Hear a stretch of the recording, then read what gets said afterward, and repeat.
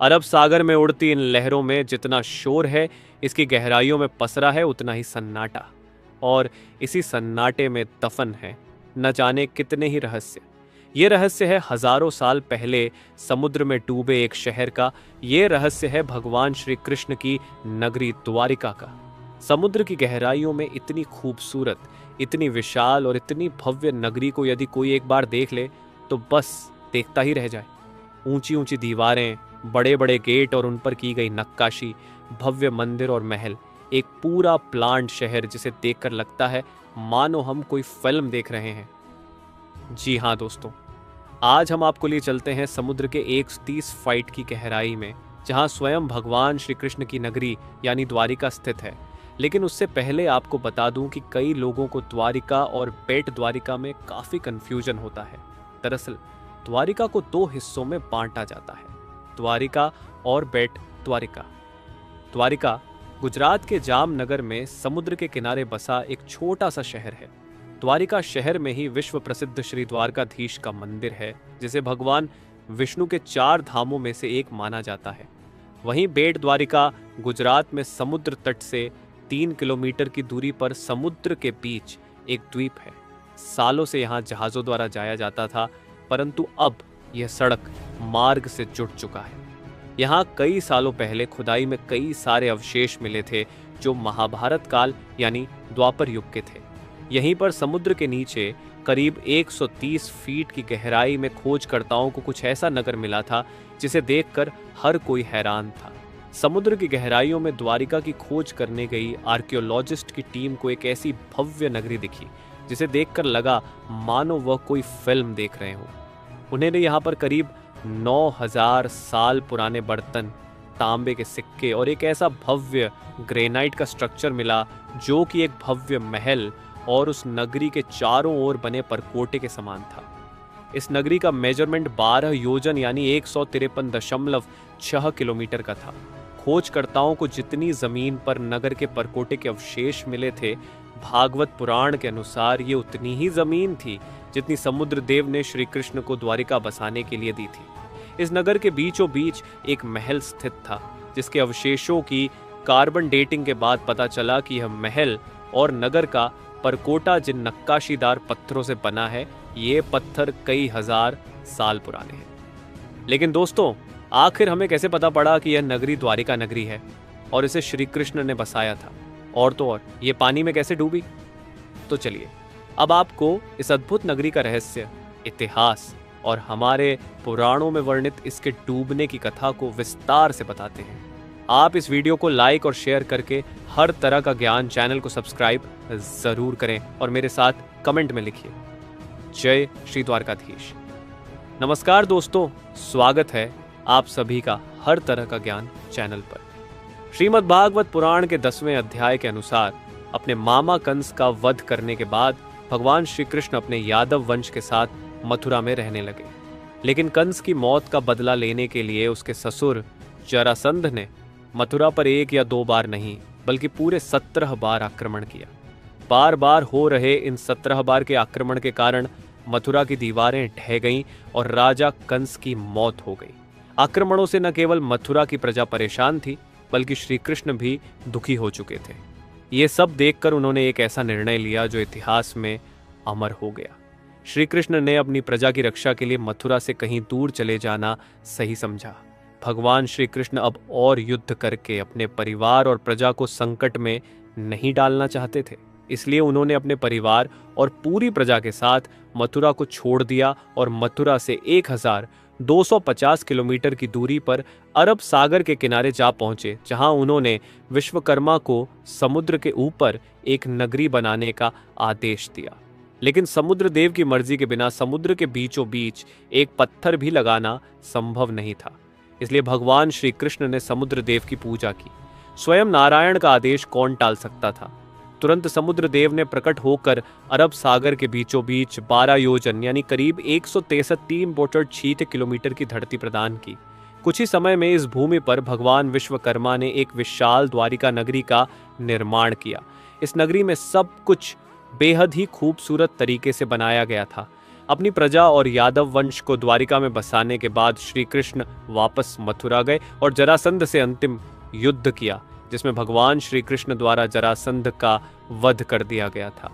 इसके बाद श्री कृष्ण वापस द्वारिका पहुंचे और अपने परिवार के साथ हंसी खुशी रहने लगे। लेकिन ये खुशियां ज्यादा समय की नहीं थी। समय के चक्र में स्वयं भगवान श्री कृष्ण भी बंधे हुए थे।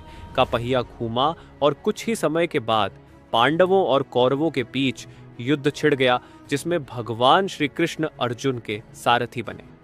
18 दिन के भीषण युद्ध के बाद आखिरकार पांडवों की जीत हुई और यहीं से शुरुआत हुई इस खूबसूरत नगरी द्वारिका के सर्वनाश की।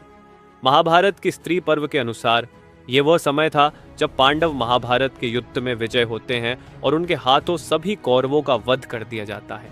माता गांधारी ने जब अपने 100 पुत्रों की मृत्यु का समाचार सुना तो वह दुख नहीं सह पाई और उन्होंने भगवान श्री कृष्ण को अपने बेटों की मौत का जिम्मेदार ठहराते हुए उन्हें श्राप दिया कि जैसे उसके वंश का विनाश हुआ है, ठीक वैसे ही 36 साल बाद तुम्हारे वंश का भी विनाश होगा।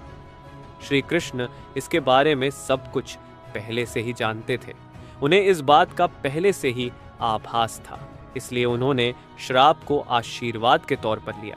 भगवान कृष्ण जानते थे कि उनका धरती पर अपनी लीलाएं समाप्त कर अब वापस बैकुंठ धाम लौट जाने का समय आ गया है। कुछ वर्षों के बाद जब द्वारिका के पास बस एक पवित्र स्थल पिंडारक में कई साधु संत आए हुए थे, उन्हें देखकर श्री कृष्ण के पुत्र सांब ने अपने मित्रों के साथ मिलकर आराष्य मुनियों के साथ शरारत करने की सोची। फिर क्या था, सांब ने एक गर्भवती स्त्री का भेष बदला और साधु संतों के पास पहुंच गया। वहां जाकर उसने आराष्य मुनियों से अपने होने वाले बच्चे के बारे में पूछा। राष्य मुनि अपने साथ हो रहे इस मजाक से क्रोधित हो गए और उन्होंने सांब को श्राप दे दिया कि वह एक लोहे की मूसल को जन्म देगा जो यादव वंश के विनाश का कारण बनेगा। यादव वंश को अब तक 2 श्राप लग चुके थे, पहला माता गांधारी का और दूसरा आर्ष्य मुनियों का। अब इन दोनों श्रापों के पूर्ण होने का समय था। थोड़े ही समय के बाद सांब के पेट से एक लोहे का मूसल मिला। ये खबर मिलते ही पूरे यादव वंश में कोहराम मच गया। जब श्री कृष्ण के नाना उग्रसेन को इस पूरी कहानी का पता चला तो उन्होंने श्राप से बचने के लिए उस लोहे के मूसल के टुकड़े कर दिए और उन्हें समुद्र में फेंक दिया। उन्हें ये गलतफहमी थी कि ऐसा करने से उन्होंने यादव वंश को श्राप से बचा लिया है, लेकिन ऐसा नहीं था। स्वयं भगवान श्री कृष्ण के लिए भी इन श्रापों को पूर्ण करना आवश्यक था। इस कारण जैसे ही उग्रसेन मूसल के टुकड़ों को समुद्र में फेंकते हैं, वैसे ही उन्हें एक मछली निगल लेती है।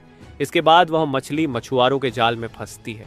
जब उसे चीरा जाता है तो उसके पेट से उसी लोहे के मूसल के टुकड़े निकलते हैं।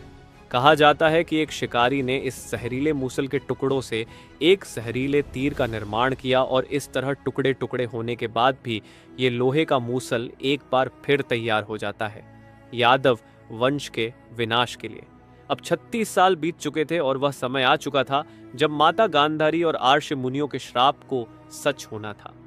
अपने अंत समय से अनजान पूरा यादव वंश नशे की लत में डूब चुका था और धीरे धीरे उन्होंने आपस में ही लड़ना शुरू कर दिया। अंदर ही अंदर यादव वंश में युद्ध छिड़ गया। भाई भाई को मारने लगा और धीरे धीरे पूरे राजवंश का विनाश हो गया। ये सब देखकर बलराम जी, जो स्वयं शेषनाग के अवतार हैं, उन्होंने भी इस धरती का त्याग कर दिया और वापस अपने धाम लौट गए। भगवान श्री कृष्ण भी जंगलों की तरफ निकल पड़े। कुछ देर चलने के बाद वह एक पीपल के पेड़ के नीचे विश्राम करने के लिए लेट गए। तभी एक शिकारी ने उन्हें एक हिरण समझकर उन पर तीर चला दिया। ये वही शिकारी था जिसने मछली के पेट से निकले टुकड़ों से तीर बनाया था और ये वही जहरीला तीर था जो उस लोहे के मूसल से बना था। जैसे ही जहरीला तीर श्री कृष्ण के पैर पर लगा, वैसे ही भगवान श्री कृष्ण अपनी लीलाएं पूर्ण कर वापस अपने बैकुंठ धाम लौट गए और उन्हीं के साथ पूरा यादव वंश भी खत्म हो गया। जब अर्जुन को इस बात का पता चला तो वह दौड़कर द्वारिका पहुंचे, लेकिन उनके पहुंचने से पहले ही सब कुछ नष्ट हो चुका था। पूरी द्वारिका आग में जल रही थी। इसके बाद अर्जुन ने जैसे तैसे खुद को संभाला और जलती हुई नगरी से लोगों को बाहर निकाला। खाली होते ही द्वारका नगरी हमेशा हमेशा के लिए समुद्र में समा गई। दोस्तों, ये नगरी इतने सालों के बाद भी आज भी अपनी भव्यता और अपने रहस्यों को संजोए हुए समुद्र के 130 फीट नीचे अपने अस्तित्व में होने का प्रमाण दे रही है। कई शोध हो चुके हैं, कई गणनाएं हो चुकी हैं, परंतु आज भी कई रहस्य हैं जो इन अवशेषों के नीचे दबे हुए हैं। अरब सागर के इस क्षेत्र में निरंतर खोज जारी है और जल्द ही इसे पर्यटन के लिए विकसित किया जा सकता है। जल्दी ही हमें कुछ ऐसा देखने को मिलेगा जिससे कोई भी आम आदमी भी द्वारिका के समुद्र में पानी के नीचे जाकर इस अद्भुत द्वारिका नगरी के दर्शन कर सकेगा। अगर वीडियो अच्छा लगा हो तो लाइक करो, हर तरह का ज्ञान चैनल को सब्सक्राइब करो और कमेंट में लिखो। जय श्री कृष्णा।